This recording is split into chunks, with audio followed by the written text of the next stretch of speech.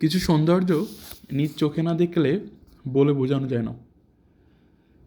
আমার সামনে যে একতলা বাসাটা আছে, বাসাটা দেখতে সত্যিই অনেক সুন্দর। এই ছোটো একটা বাসাতে এসি আছে, উপরে সোলারও আছে, এবং বাসার সামনে বসার জন্য খুব সুন্দর ডেকোরেশন আছে। মানে সারাদিন কাজ শেষে যদি কেউ এসে বাসার সামনে বসে, তার সারাদিনের ক্লান্তিটা দূর হয়ে যাবে।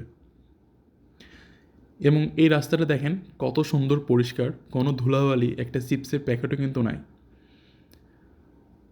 তো এই দেশে মানে ম্যাক্সিমাম জায়গায় আমি গেছি, সব জায়গায় এরকম খুবই পরিষ্কার পরিচ্ছন্ন।